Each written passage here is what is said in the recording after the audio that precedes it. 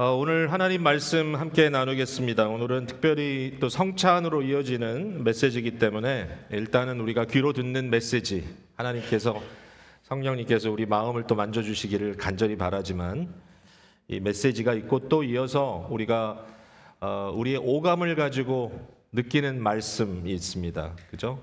우리가 성찬을 하게 되면 눈으로 보고 또 맛만 보는 게 아니라 특별히 포도즙 같은 경우는 코로 냄새도 들어오고 그리고 맛사 같은 경우는 입에 넣고 씹으면 귀로 소리가 들립니다. 바삭바삭 부서지는 소리가.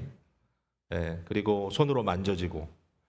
그러니까 우리의 모든 감각이 동원되는 이러한 성찬이라고 하는 또 말씀의 증거를 통해서 우리가 받게 되는데 이게 다 한 짝으로 드려지는 것이고요.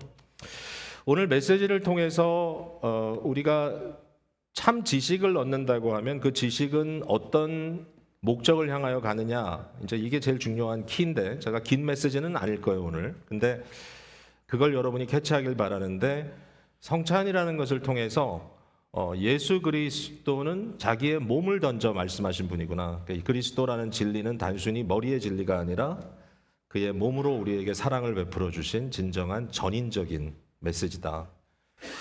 교회가 그런 것들을 나누는 공동체다. 이제 이 얘기를 저희가 좀 나누고 싶습니다. 문화라는 단어 있죠, 문화. 예, 교회에도 문화가 있어요. 그러니까 영어로는 이제 컬처라고 부르잖아요, 컬처. 컬처라는 말은 뭐 일반적으로 뭐 특별히 이민사회에서 굉장히 자주 사용되는 단어라서 다 아실 거예요. 그러니까 문화. 문화는 이제 서로 공유하는 것이죠. 뭔가 공유되어 있는 그러한 것들, 우리가 그것을 이제 문화라고 일컫는데. 이 컬처라고 하는 단어는 쿨투스라고 하는 라틴어에서 파생된 단어예요. 그래서 이 쿨투스라는 말의 의미를 보면 좀 이제 다가오는데 재밌게도 이 쿨투스라는 단어의 첫 번째 의미는 뭐냐면은 예배한다라는 의미가 있어요. 종교적 행위를 말하고 있어요. 근데 예배를 하면 혼자 하는 게 아니잖아요. 같이 하잖아요. 그러니까 같이 할 때 나타나는 게 뭐냐면은 서로 공유하는 그러한 예식들이 있죠. 예식. 그러니까 오늘 우리가 예배를 드릴 때 서로에 대한 분명한 기대감이 있지 않습니까? 그러니까 누구는 찬양을 하고 누구는 기도를 인도하지만 그때 우리가 어떻게 하는지 이런 것들에 대해서 생소하지 않아요. 왜냐하면 항상 그렇게 해왔기 때문에. 또 제가 말씀을 전하면 여러분들이 듣고 화답하고 또 어떻게 반응하고 이 모든 것들은 shared ritual이죠. 서로 함께 공유하는 이제 이것이 문화다. 근데 그것뿐만 아니라 우리가 함께 갖고 있는 가치관. 그러니까 예배라는 것은 무엇이 중요하다는 것을 말하는 거잖아요. 가장 중요한 자가 누구냐? 하나님이다. 그분을 예배하는 것. 그러니까 예배는 가치관의 표현인데 각자 다른 하나님을 예배하는 게 아니라 한 하나님을 예배하는 것이 문화이죠. 문화적 우리의 공유. 거기에 또 우리의 행동들이 공유되죠. 우리가 어떻게 행동하느냐. 교회는 문화가 되게 중요한 것 같아요. 그러니까 이 교회가 건강한 교회냐? 건강한 교회는 건강한 문화를 갖고 있고 건강하지 않은 교회는 뭔지 몰라도 문화가 좀 건전치 않아 보인다라는 것이죠. 고린도 교회를 우리가 지금 보고 있어요. 고린도 교회를 여러분이 매일 묵상하고 또 주일 말씀으로 나누고 있는데 이 고린도 교회, 특별히 고린도 지금 반밖에 안 왔지만 이 앞부분에 나와 있는 내용을 봐도 문화적으로 별로 건강한 교회가 아니다라는 생각을 하게 됩니다. 뭔가 그 안에 삐걱거리는 것이 있고 뭔가 그 안에 저들이 진리라고 말하는 진리와 저들의 어떤 삶이 좀 맞아 들어가는 것 같지가 않고 뭐 거룩한 그리스도의 구별된 공동체라고 하고 있지만 세상과 별 다를 것이 없는 그런 죄악된 모습들이 그 안에서 여전히 드러나고 있고 그러니까 저들에게도 어떤 고린도 교회라는 문화가 있는데 그 문화가 별로 건강해 보이지 않아요. 약간 교만해 보이기도 하고 약간 냉정해 보이기도 하고 뭔가 그 안에는 계급이 있는 것 같고 가진 자와 없는 자, 부자와 가난한 자 뭐 나름대로 이것이 그리스도 안에서 서로 연계되고 하나 되는 느낌보다는 각자 떨어져 있는 물과 기름처럼 이렇게 나뉘어져 있는 것 같은 모습이라는 거죠. 이것이 당연한 것처럼 그러니까 뭐 뭔가 사회에서 좀 위치에 있는 사람들은 대우를 받고 그렇지 못한 사람들은 교회 안에서까지 뭔가 좀 무시당하는 것 같은 이러한 모습들이 있다. 그게 바로 이 고린도 교회가 가지고 있는 잘못된 문화라고 말할 수 있을 거예요.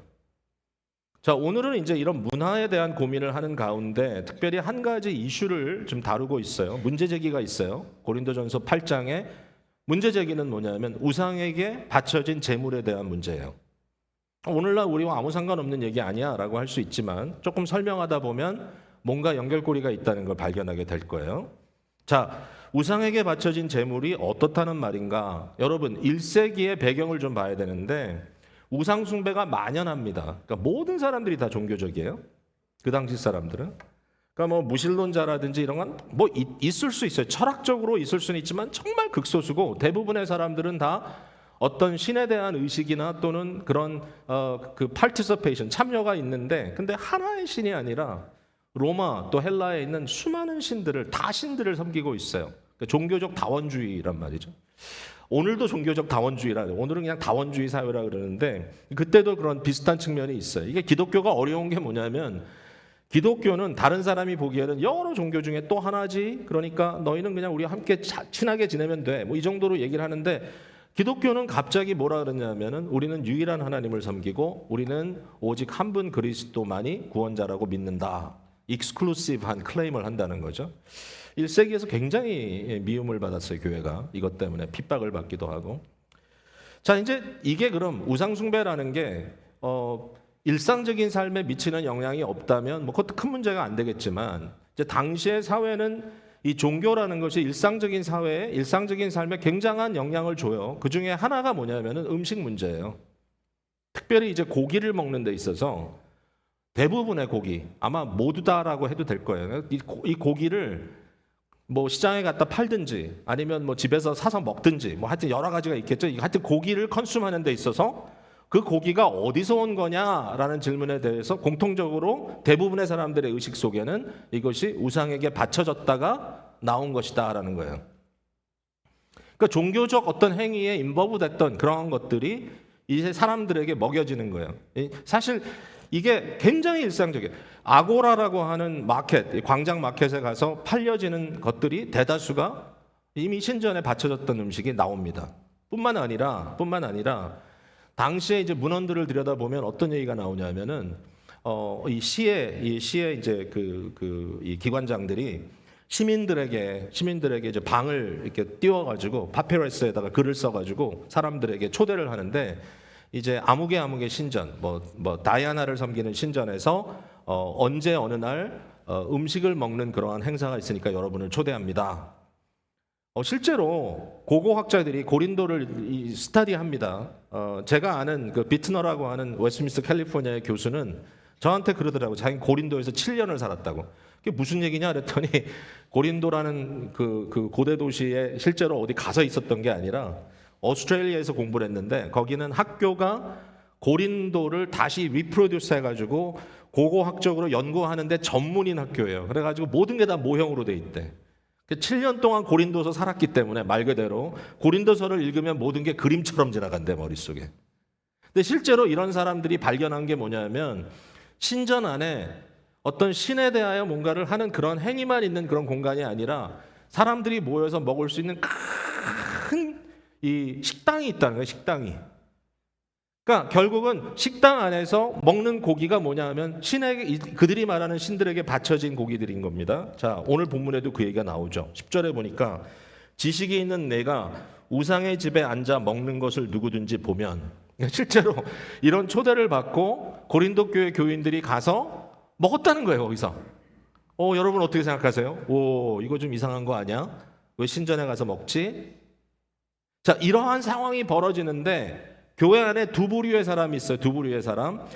첫 번째 부류의 사람은 누구냐면 아마 이게 다수가 아니었을까 생각돼요. 이 사람들은 아직도 우상을 섬겼던 그런 과거의 삶이 너무나 생생해. 대체적으로 아직 영 크리스찬들이에요. 너무 생생하고 그들이 우상 그러면 그게 그냥 서 있는 목각 뭐 어떤 신상이 아니라 거기에는 어떤 초월적인 영적인 일이 있다라고 하는 그러한 신념들이 동반되어 있단 말이에요. 그러니까 그들은 귀신에 대한 의식이 있어요. 그러니까 어떤 고기가 있는데 이 고기가 어떤 신전에서 신에게 바쳐졌던 거라면 마치 귀신이 한번 지나간 것 같은 누군가 만진 것 같은 그러한 뭔가 컨테미네이트된 이것은 지금 뭐가 이렇게 순전하지 않은 그런 고기라고 생각이 들기 때문에 자, 그럼 고기를 안 먹으면 어떻게 되느냐? 모르겠어요. 그들 중에는 어떤 사람들은 그러므로 자기 자신을 하나님께 구별하여 드리고 그리스도께 구별하여 드린다는 의식이 결국은 고기는 안 먹고 나는 이제는 야채만 먹을 거야. 그래서 다 베지테리안이 됐는지는 모르겠지만 어쨌든 매일매일 살아가는 삶 속에 음식을 먹는 게 상당히 조심스러운 상황이 돼버렸다는 거예요. 이거 얼마나 귀찮은 일이에요. 매번마다 이거 우상에게 바쳤던 거야, 안 바쳤던 거야. 뭐 어떻게 할 겁니까? 뭐 캐묻기도 하고, 뭐 물건을 파는 주인에게 자꾸 묻기도 하고. 그럼 당신 이상하다. 왜 그걸 자꾸 물어보냐? 어차피 다 먹는 건데. 우리는 그런 거 좀 조심스럽다. 그럼 참 유별나다 그러고 사람들이. 반면에 두 번째 어떤 부류의 사람이 있냐면 이 사람들은 굉장히 자신만만한 사람들이에요. 그러니까 예수 그리스도를 믿었을 때 자신들의 마음속에 분명한 지식이 들어왔다는 거예요. 자, 무슨 지식이 들어왔냐? 하나님은 유일하다. 예배의 대상자 하나님은 유일하신 하나님, 창조주 하나님이다. 그 창조주 하나님 앞에 이 물질 세계에 벌어지는 모든 것들은 과히 비교할 것이 되지 않는다. 우리가 말하는 주인은 한 분뿐이다. 예수 그리스도. 오늘 바울 사도가 그 얘기를 다 써주고 있잖아요. 너희가 믿는 거 이런 거지 나도 알아. 그죠? 오직 한 분 그리스도를 믿고 오직 한 분 창조주 하나님을 믿는 그들의 신앙이 있기 때문에 세상에 귀신 따위는 별로 문제가 안 되는 거예요. 그들이 나를 어떻게 하랴? 예? 그리스도 예수 안에 있는 하나님의 사랑에서 누가 우리를 끊을겠냐? 아무 문제 되지 않는다. 그러므로 나는 이 부분에 대해서 완전히 자유하다. 우상에게 바쳤던 음식을 먹는다고 해서 그게 나한테 어떠한 해가 된다고 나는 믿지 않는다. 그냥 음식일 뿐이다. 그냥 먹겠다. 심지어는 우상 섬기는 집에 가서 앉아서 먹더라도 전혀 양심의 가책이 되지 않아. 이미 거기에 대해서는 초월했어. 이건 나한테 문제가 되지 않는다라고 생각을 하는 겁니다. 자, 여러분 여기에 대해서 어떻게 생각하세요? 과연 누가 옳은가? 누가 옳은가? 자, 바울이 그럼 누가 옳은가라는 답을 주려고 하는가라고 생각을 해보니까 그게 아니에요. 바울은 여기에서 사실은 음식은 먹든지 안 먹든지 뭐 먹는다고 크게 문제가 되는 것도 아니고 안 먹는다고 그것이 크게 너에게 유익이 되는 것도 아닌 것 같다. 사실 나중에 바울이 디모데에게 그런 얘기를 하죠. 오직 기도로 받으면 모든 음식은 거룩하다. 그건 감사한 것이다. 그 정도까지 바울이 얘기하거든요. 근데 문제가 뭐냐면 저들이 지혜가 있다고 하는데 그 지혜가 결국은 소위 약한 사람들, 믿음이 약하다기보다는 양심이 가책받는 사람들에게 심각한 문제를 제기한다는 거예요. 자, 어떤 상황이 벌어졌냐면은 고린도 교회에 이제 사랑방이 모이는 거예요. 네? 사랑방 아시죠? 소그룹. 고린도 교회 소그룹이 모이는데 그 소그룹 중에 6명은 아무리 먹어도 상관없어라는 그룹이에요. 6명은. 그 6명이 뭘 결정하냐면 야, 우리 오늘 소그룹이 다이아나 신전에 가서 고기를 오늘 스테이크를 좀 마음껏 먹자. 그래가지고 6명이 작정을 하고 거기로 갑니다. 그럼 나머지 4명이 있어요. 그 4명은 마음이 좀 불편해. 가책이 있어요. 근데 6명이 가겠다니까 안 갈 수도 없고 괜히 거기서 또 가면 안 돼 그러면 뭔지 몰라도 좀 핸디캡이 있는 사람 같고 그러니까 아무 얘기 못하고 끌려갔어. 같이 먹어. 지식이 있다는 6명은 먹으면서 야, 오늘 고기가 특별히 맛있네. 역시 최고의 고기는 신전에게 바친 고기야. 왜냐하면 더 좋은 걸 바칠 테니까 어떻게 보면.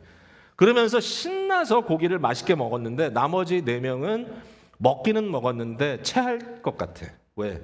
마음에 영 불편하단 말이야. 이걸 먹음으로써 어떤 문제가 생겼냐. 나중에 보니까 그들의 신앙에 흠이 생겼어. 내가 먹고 말았어. 나는 뭔가 귀신에게 씌인 것 같아. 나는 불편해. 자, 여러분, 옳고 그름의 문제를 떠나서 여기서 바울이 지적하는 것은 지식이 있다는 너희들이 양심의 가책을 받는 그들을 결국은 쓸데없는 용기를 불러일으켜서 너희를 보고 그들이 결국 그것을 먹음으로써 그 지식이 그들의 양심을 무너뜨린 것 아니냐. 그렇게 되면 문제다. 그러니까 우상숭배는 잘못된 거죠. 거기에 대해서는 이미 6장에 짚고 있어요. 우상숭배자들은 하나님 나라를 유업으로 얻을 수 없다. 다 못 박았어요. 그러나 크리스찬으로서 우상숭배에 쓰여졌던 재물을 먹는 것이 가냐? 여기에 대해서 바울 사도는 먹을 수도 있고 먹지 않아도 된다. 그러나 먹는 너희들이 먹지 않아야 할 그들에게 양심의 심각한 문제 제기를 함으로써 그들이 너희를 따라갔을 때 그 결과가 그들이 영적으로 해를 당한다면 그것은 너희가 그들에게 죄를 지은 것이다. 이렇게 결론을 내려주는 거죠. 자, 여러분 어떻게 생각하세요? 바울 사도가 잘 얘기했나요? 사실은 좀 어렵죠, 이게.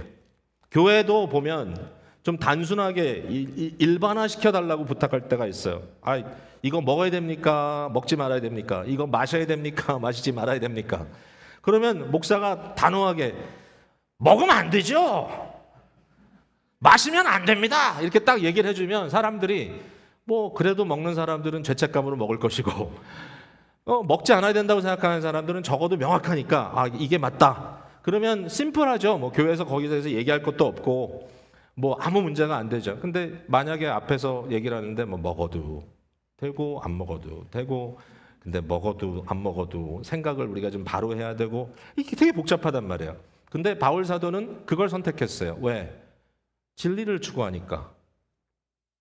구호를 만들자는 게 아니거든요. 지금 사람들 편가르자는 게 아니거든요. 무엇이 중요한가? 무엇이 진리인가? 자, 이 진리에 대한 고민을 한 단계 더 들어가 볼게요. 그러면 저는 이제 이 질문을 던질 수 있을 것 같아요. 참 지식은 뭔가? 바른 지식은 뭔가? 바울 사도가 그 바른 지식에 대해서 질문하고 있어요. 8장 1절에 우상의 제물에 대하여는 사실 그게 중요하지 않아요. 그 다음에 우리가 다 지식이 있는 줄을 아나 이러한 지식이 도리어 우리를 부풀러 올라 교만하게 하며 반면에 사랑은 덕을 세우나니 만일 누구든지 무엇을 아는 줄로 생각하면 아직도 마땅히 알 것을 알지 못하는 것이다. 이게 무슨 얘기예요? 2절에 보면 알쏭달쏭한 얘기지만 결국 포인트는 그거예요. 네가 안다고? 네가 참 지식이 있다고? 그런데 사실은 그 지식이 사랑을 동반하지 않으면 사랑이 궁극적인 목적이 되지 않으면 그것은 참 지식이 아니야. 사실은 너는 모르는 거야. 이렇게 얘기합니다. 여러분 참 지식이 뭘까요? 초대교회 때는 어떤 이단이 있었냐면은 이 지식과 삶을 완벽하게 분리시키는 사람들이 있었어요. 그리고 삶에 대해서는 별로 상관이 없어요. 뭐 금욕주의로 살던 아니면 방탕하던 그것은 문제가 안 돼. 왜냐하면 영적인 지식이라고 하는 그노시스를 갖고 있으면 이 영지주의라고 불렀죠. 이 영지주의자들이 가지고 있는 특별한 지식을 갖고 있으면 자기네들은 이나프다, 충분하다. 자기는 충분히 신앙적이고 충분히 영적이다라고 생각한 사람들이에요. 이건 아주 극단적인 생각이고 이건 아주 이단적인 사고입니다. 성경은 우리에게 그렇게 가르쳐주고 있지 않습니다. 교회가 배움에 대한 열심은 있는데 만약에 사랑하는 삶에 대해서 아주 서툴다면 그 교회는 서투른 교회입니다. 왜냐하면 그 지식의 열심이 결국은 온전하지 않기 때문에 그런 거죠.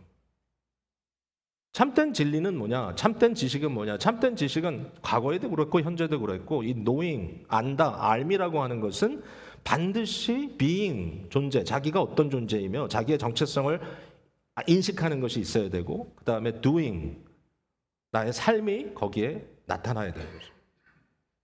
바른 삶의 결과가 없으면 그건 올바른 지식이라고 할 수 없고요. 또 삶 자체가 바르지 않으면 만약에 그 지식이 이상한 삶을 만들어낸다면 그것은 참 지식일 수 없는 거죠.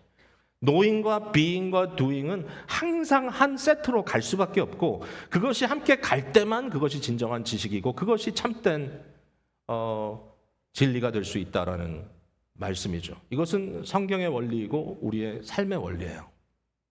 기쁨의 교회에 제가 최근에 이 교회의 어떤 교회관을 설명할 때 뭔가 이미지를 하나 좀 생각해봤으면 좋겠다라고 고민하다가 제가 이제 지난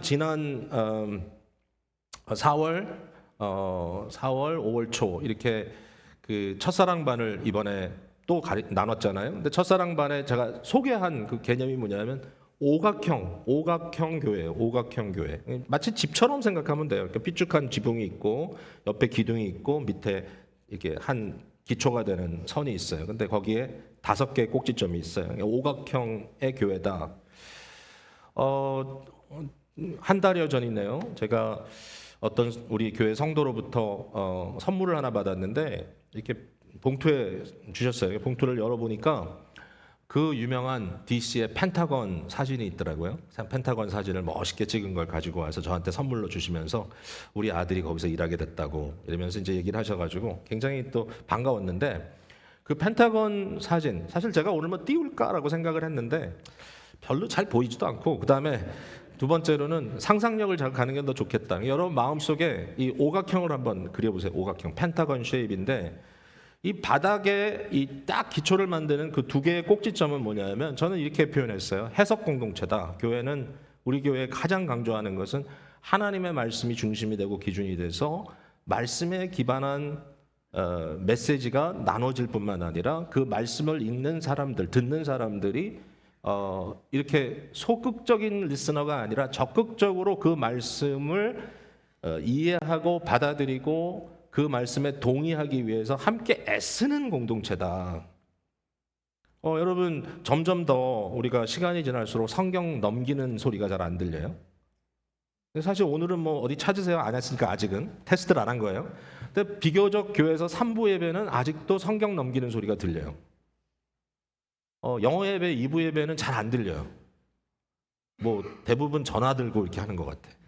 그러니까 여전히 지금도 교회에서 성경 어디 읽겠습니다 그러면 본문 띄우지 않고, 또 우리가 서로 교독하면서 서로가 성경을 오픈해서 읽는 이유가 뭐냐면, 아마 앞으로는 띄우자는 얘기가 너무 많아가지고 띄울 수도 있겠다라는 그런 고민이 생기는데, 적어도 우리 교회가 그동안에 강조했던 것은 이 말씀을 듣고 또 말씀을 같이 보고 말씀에 대해서 이것을 올바로 해석하는, 구약과 신약을 오가면서 이 말씀의 의미를 가슴에 담고 공동체에 담는 이러한 행위가 너무 중요하다. 기쁨의 교회의 특징이 뭐냐? 우리는 해석 공동체다. 두 번째, 우리는 배움 공동체다. 이것도 뭐 일종의 배움이네요. 해석과 비슷한 거 아니야? 좀 달라요. 왜냐하면 앞부분에는 성경을 강조한다면 두 번째는 여러분의 삶을 강조합니다. 끊임없이 모든 것을 공부하고 함께 연구하고 고민하는 교회.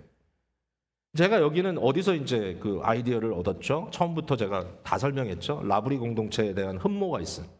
프랜시스 쉐이퍼가 60년대에 유럽으로 넘어가서 방황하는 히피 문화의 젊은이들을 위한 선교 단체를, 그 커뮤니티를 조직해서 했던 그것이 굉장히 저한테는 많은 임프레션을 줬기 때문에 기쁨의 교회는 라브리 공동체 같은 교회였으면 좋겠다. 그 교회가 뭡니까? 그런 모습이 뭡니까?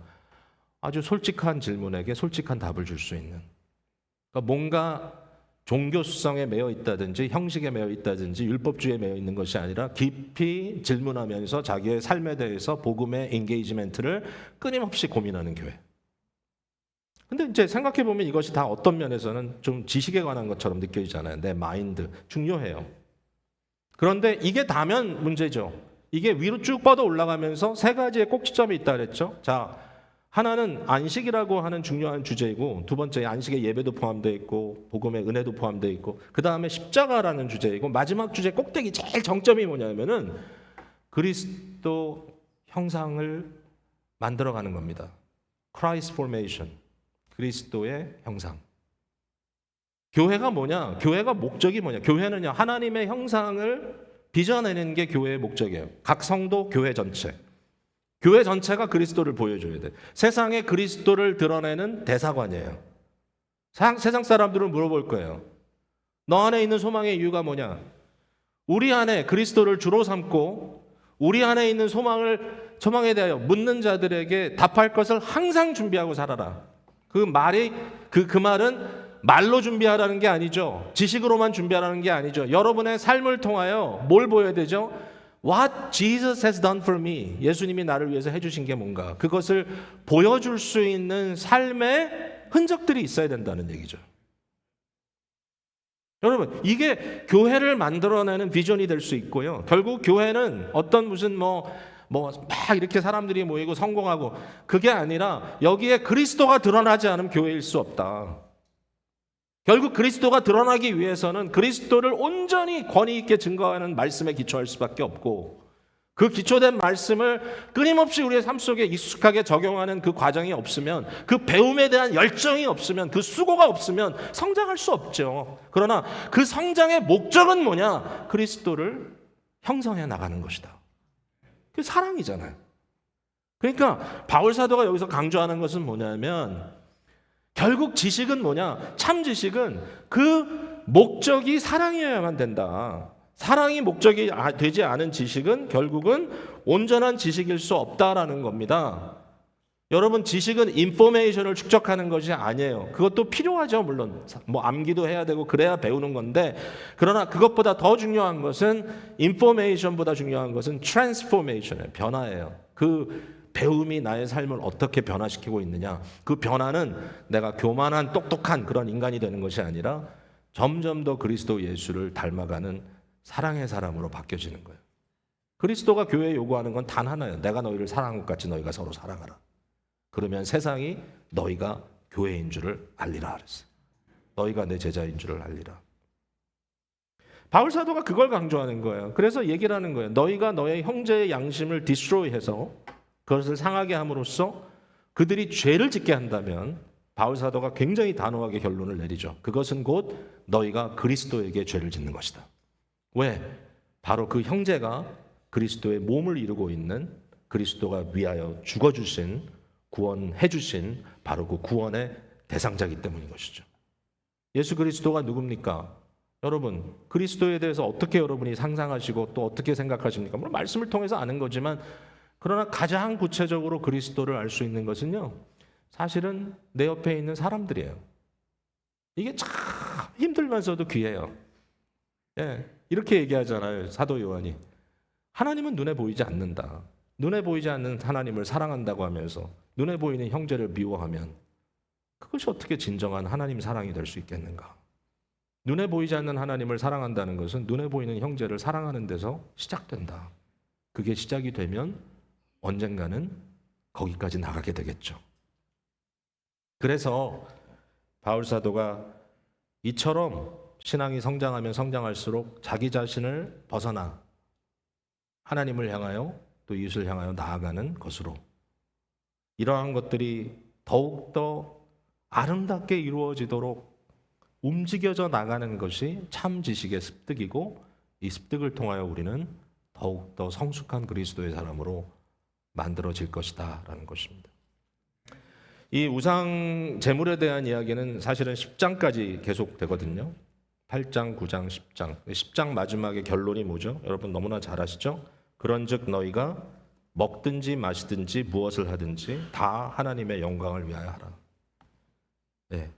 10장 31절, 32절은 유대인에게나 헬라인에게나 하나님의 교회에게나 거치는 자가 되지 말고 나와 같이 모든 일에 모든 사람을 기쁘게 하여 자신의 유익을 구하지 말고 많은 사람의 유익을 구하여 그들을 구원에 이르게 하라. 여러분, 이게 결론이에요. 이게 결론이에요. 제가 뭐 좀 약한 얘기는 한데 한 가지 예를 들으면, 저도 이제 이런 작은 문제 하나에도 좀 스트러글을 하는 것 같아요.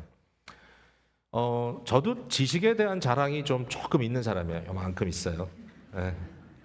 그래가지고 교회에서도 우리 교회는 내가 이걸 제대로 가르쳐서 성도님들이 다 아는데 왜 저 사람들은 모를까 그러면서 가끔은 좀 마음이 좀 그래요. 우쭐할 때도 있고. 근데 얼마 전에 연합 집회에 제가 초대를 받았는데, 예전에는 그런 거 안 시키더니 요새는 축도를 하라 그래요. 그래서 연합 집회 축도를 하게 됐는데, 보통 연합 집회를 하면, 지역교회 연합 집회를 하면 집회가 길잖아요. 그러니까 축도는 좀 짧게 해야 되겠다. 그래가지고 제가 축도를 짧게 했어요.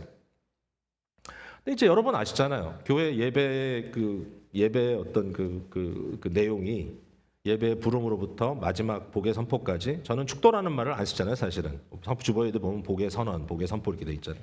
그냥 기도가 아니니까. 그러니까 하나님의 말씀을 인용해서 하나님이 우리를 예배로 초대하는 것을 예배 부름이라고 하고, 목사님이 처음 시작할 때 오늘 시편 103편을 읽었잖아요. 1절 2절. 저는 마지막에 이제 이 복의 선언을 할 때도 목사가 축복하는 게 아니에요. 하나님이 성도, 그의 백성들을 복으로 선포하는 그 순간에 제가 그냥 대언하는 거예요. 대신 말하는 거예요. 그러니까 그 말할 때 뭘 갖고 말하면 좋을까요? 성경 구절 갖고 말하면 좋죠. 성경에 이 축복의 선언이 너무 많단 말이에요. 근데 일반적으로 한인교회에서는, 한국교회에서는 고린도후서 13장 13절 말씀을 주로 해요. 그냥 그걸 대부분 해요. 그것만 해요, 사실은. 그래서 여러분 아시죠? 삼위일체, 그리스도 예수의 은혜와 하나님 아버지의 사랑과 뭐 성령의 교통하심이 너희와 함께 있을지어다. 아멘. 이거 이제 그게 축도인 줄 알고 있어요. 근데 저는 좀 다양하게 하는 걸 좋아하잖아요. 왜? 많은 축복을 주셨는데 왜 그걸 해야 돼? 더군다나 민수기 6장에 나오는 대제사장적 그 축복하는 거 좋아하잖아요. 복을 선포하는 거. 예? 그죠? 하나님이 너에게 그의 얼굴을 낯을 너에게 비추사 너에게 평강을 주시고 너희에게 복을 주시기를 원한다라는 그러한 선언의 말씀 너무너무 좋잖아요. 예. 그러니까 이런 말씀을 하는 걸 좋아하니까 제가 그날 어떻게 하면 요 마지막 이 복의 선포를 아주 짧게 할 수 있을까? 그래가지고 딱 앞에 나가가지고 바로 좀 전에 말씀 언급했던 하나님은 너에게 복을 주시고 그의 얼굴을 너에게 비추사 평강 주시기를 원하노라. 요거 이 민수기 6장에 나와 있는 그 짧은 세 줄을 딱 읽고 아멘 하고 끝냈는데 그 다음에 문제가 뭐냐면은 아무 소리가 안 들려. 그 다음에 아멘도 없고 후주가 나와야 되는데 찬양대는 준비하고 있는데 음악이 안 나와. 그래가지고 이러고 저는 이제 나왔는데 조금 있다가 반주가 나오더니 이제 음악이 나오고 끝났어요. 그래서 좀 생소했나 보다. 근데 저는 생각을 안 했어요, 별로. 그러고서 이제 내려갔는데 뒤에서 사람들이 웅성웅성 하는 거예요. 야, 오늘 축도가 왜 이래? 들리는 거예요, 그게 저한테. 그래서 어떤 사람이 뒤에서 이단 아니야? 이런 얘기도 하고. 제가 그 얘기를 이제 들으면서 마음속에 어떤 생각을 했어요? 이 무식한 사람들 이렇게 생각이 들었어요, 마음속에. 축복의 기도, 이 선언이 뭔지도 모르는 이 무식한 사람들이. 근데 이제 그러다가 제 마음이 찔렸어요. 뭐냐? 가르쳐 주든지 설명을 하든지. 아니 뭐야, 이 사람들은 다 지금 모르고 있는데 거기에 나 혼자 내 지식이 있다 그래가지고 그렇게 하고 오늘 예배 잘 드렸는데 마지막에 목사 이상한 사람 이단 같은 사람이 나와가지고 이상하게 끝내버려가지고 다 잡혔잖아.